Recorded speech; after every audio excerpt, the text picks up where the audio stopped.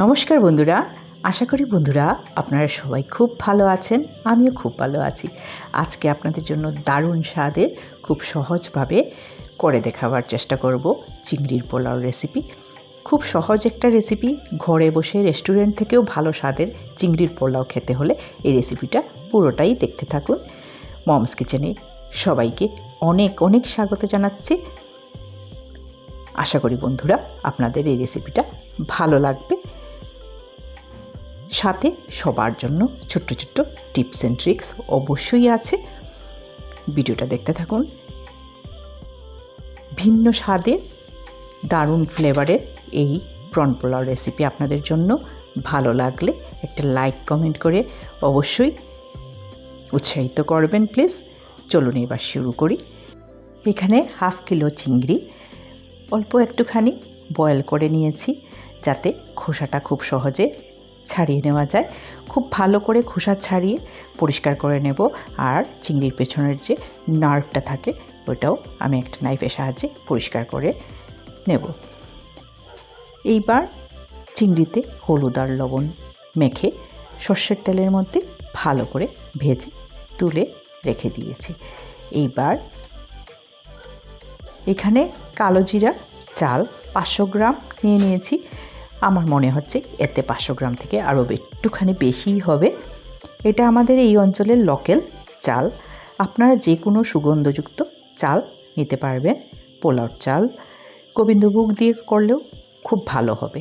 ভালো করে ধুয়ে পরিষ্কার করে নিয়ে আধা ঘন্টার মতো ভিজিয়ে রেখে দিয়েছিলাম। এইবার জলটা ঝরিয়ে প্রেসার কুকারে দিয়ে দিচ্ছি। এইবার এতে 4টা তেজপাতা আর গোটা গরম মশলা একে একে দিয়ে দিচ্ছি।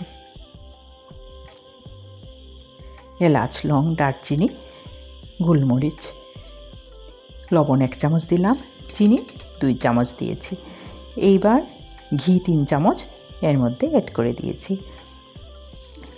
এর মধ্যে 2 কাপ জল দিয়ে দিলাম। যে কোনো ছোটো চালের মধ্যে জলটা পরিমাণে কম লাগে, একদম গায়ে গায়ে দিলেই পোলাওটা ভালো হয় রান্না।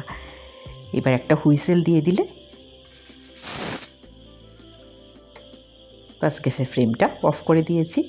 দেখুন ভাতটা ভালো করে ফুটে গেছে। একটু ঠান্ডা হতে রেখে দিলাম। কড়াইতে 3 চামচ সাদা তেল আর 3 চামচ ঘি দিয়ে তার মধ্যে আরও একটুখানি গোটা গরম মশলা দিয়ে দিচ্ছি। এখানে 2টা পেঁয়াজ কুচি করে রেখেছি। তেল আর ঘির মধ্যে পেঁয়াজটা দিয়ে দিলাম। একটু ভালো করে নেড়ে চেড়ে দিচ্ছি। আর এখানে দেখুন আমাদের গাছে গন্ধরাজ লেবু আর লেবু পাতা, আর এখানে 2টা টমেটো কুচি করে রেখেছি। লেবু পাতা আর লেবু খুব জরুরি এই রেসিপির জন্য। 2টা কাঁচা লঙ্কা কুচি দিয়ে দিয়েছি। টমেটোগুলোও তেলের মধ্যে দিয়ে দিলাম। হাফ চামচ লবণ, 1 চামচ হলুদ গুঁড়ো, হাফ চামচ চিনি দিয়ে মশলাটা ভেজে নিচ্ছি। এর মধ্যে মিট মশলা অ্যাড করে দিয়েছি আর বিরিয়ানি মশলা 2 চামচ অ্যাড করে দিয়েছি। খুব ভালো করে মশলাটা এবার ভেজে নেব। এইটা একদম নিজস্ব আমার রেসিপি, একদম ঘরোয়া পদ্ধতিতে আমি যেইভাবে করি আপনাদেরকে সেইভাবে করে দেখাবার চেষ্টা করছি। এতে কোনো লুকোনোর কোনো কিছু নেই। দেখুন খুব ভালো করে মশলাটা ভাজা হয়ে গেছে, মশলাটা তেল ছেড়ে দিয়েছে। এইরকম খুব নরম করে মশলাটাকে ভেজে নিতে লাগবে। এইবার ভেজে রাখা চিংড়ি মাছগুলো মশলার মধ্যে দিয়ে দিলাম। এবার চিংড়ি মাছ আর মশলা একসাথে মিক্স করে দিচ্ছি। এই রেসিপির জন্য গন্ধরাজ লেবু আর গন্ধরাজ লেবু পাতা খুবই প্রয়োজনীয় একটা ইনগ্রেডিয়েন্ট। এদিকে দেখুন ভাতটাও ঝরঝরে হয়ে গেছে ঠান্ডা হয়ে। এবার মশলার উপরে দিয়ে দিচ্ছি অল্প অল্প করে, যতটুকু প্রয়োজন ততটুকুই। এখানে বলে রাখি এই মশলার মধ্যে কিন্তু আমি অর্ধেকটা ভাত মিশিয়েছি, পুরোটা না। এবার খুব ভালো করে জেন্টলি সাবধানে মিক্স করে দিচ্ছি।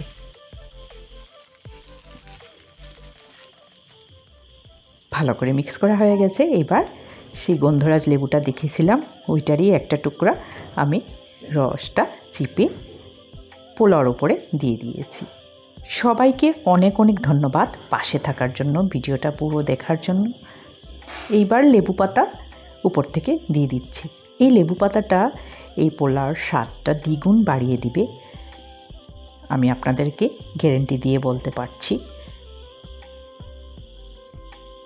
লেবু পাতাটা দিয়ে শুধু 10 মিনিটের জন্য ঢেকে রেখে দেব, আর রান্না করতে লাগবে না। পোলাওটা রেডি হয়ে গেছে, 10 মিনিটের জন্য ঢাকা দিয়ে রাখবো, তারপরে পরিবেশন করে দেব। এবার গ্যাসের ফ্লেমটা অফ করে দিচ্ছি। আপনারা অবশ্যই একবার করে দেখবেন, আশা করি বন্ধুরা আপনাদের খুব খুব ভালো লাগবে। এবার সার্ভ করে দিচ্ছি দারুণ স্বাদের এই প্রন পোলাও রেসিপি। এইটার সাথে আর কিছুর প্রয়োজন নেই, এমনিতেই দুর্দান্ত স্বাদের এই চিংড়ির পোলাও রেসিপিটা। সবাই খুব খুব ভালো থাকবেন, সুস্থ থাকবেন। আবারও একটা খুব ভালো রান্না নিয়ে আপনাদের সাথে খুব তাড়াতাড়ি দেখা হবে বন্ধুরা। আজকের ভিডিওটা এই পর্যন্তই। আশা করি বন্ধুরা আপনাদের ভালো লেগেছে। আবারও ধন্যবাদ জানিয়ে এখানেই শেষ করছি।